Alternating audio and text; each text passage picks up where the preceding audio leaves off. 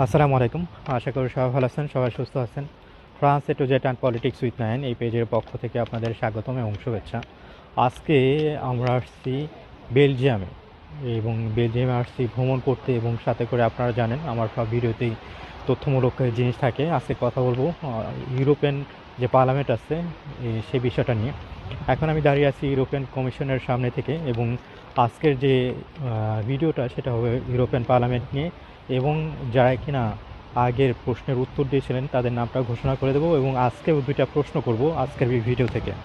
প্রথমত, ইউরোপিয়ান পার্লামেন্টে 705 জন এমপি রয়েছে, যেটা কিনা 360 মিলিয়ন মানুষকে রিপ্রেজেন্ট করে এবং এই 705 জন এমপি তারা হলো 27টা দেশ থেকে এসেছে। এটা 2020 থেকে চালু হয়েছে এবং ইউরোপিয়ান পার্লামেন্টটা ক্রিয়েট করা হয় 1952 সালে এবং 1976 সালে যে কনসাই ইউরোপিয়ান যেটা আছে তারা ডিসাইড করে যে 1979 থেকে প্রতি 5 বছর পর পর তারা এমপিদেরকে ইলেক্টেড করবে এবং এই এমপিরা 5 বছরের জন্য ইলেক্টেড হবে।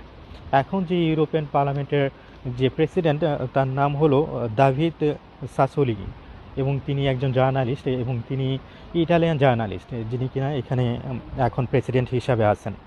এবং আমরা যদি দেখি যে ইউরোপিয়ান পার্লামেন্টে কতজন এমপি কোন কোন দেশে থেকে আসছে, তো সেই ক্ষেত্রে দেখা যায় যে প্রথম যে দেশটা আসে সেটা হলো জার্মান থেকে আসছে। জার্মানের এমপি হলো 96টা এবং ফ্রান্সের এমপি হলো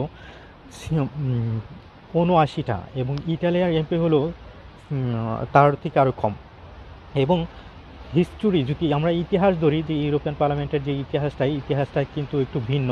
কারণ আপনারা জানেন যে দ্বিতীয় বিশ্বযুদ্ধের পরবর্তীতে যে ইউরোপিয়ান পার্লামেন্টটা তারা একটা কমিটি গঠন করে যেটার নাম ছিল কমিতে ইউরোপিয়ান দু সার্বো এ দোলাসিয়ে। তার মানে হলো যে কয়লা এবং ইস্পাতের জন্য একটা তারা কমিটি গঠন করে 6টা দেশ মিলে।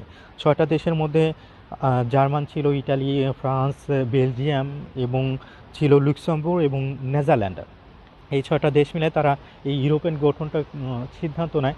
এই কমিটিটা গঠন করা হলো 18 এপ্রিল 1951 সালেতে এটা ডিসাইড করে এবং এই কমিটিটা কিন্তু এখন আর নেই। এই কমিটিটা ভেঙে দেওয়া হয়েছে 23 জুলাই 2002-তে।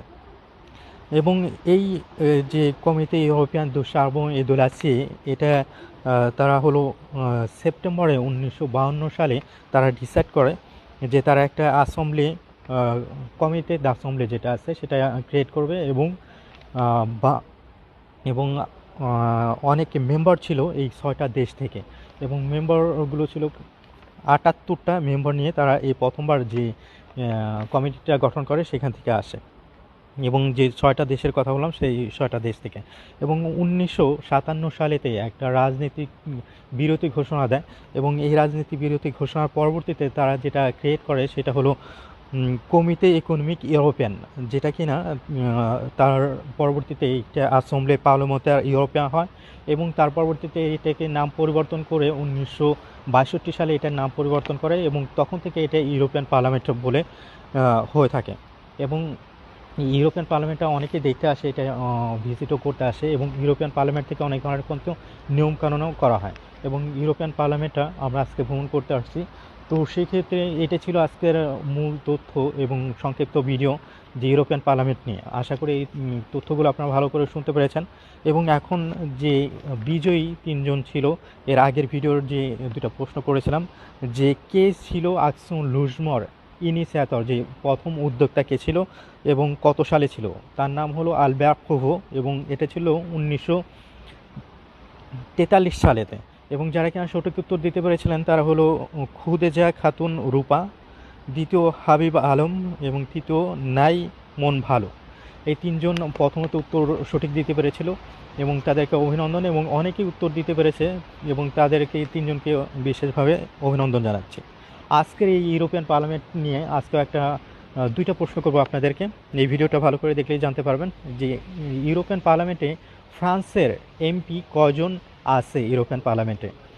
এবং দ্বিতীয় যে প্রশ্ন, এক্সাক্ট কত কত তারিখে যে কমিতে ইউরোপিয়ান দু কার্বন দু সার্বো এ দোলাসি, যেটা কিনা যে কয়লা এবং ইস্পাতের জন্য যেটা কমিটি গঠন করা হয়েছিল ওটার এক্সাক্ট ডেট কত? আশা করি আপনারা ভিডিওর কমেন্টের মাধ্যমে জানাবেন আপনার উত্তরটা। সবাই ভালো থাকবেন, সবাই সুস্থ থাকবেন এবং শেয়ার করবেন বেশি বেশি। ধন্যবাদ সবাইকে।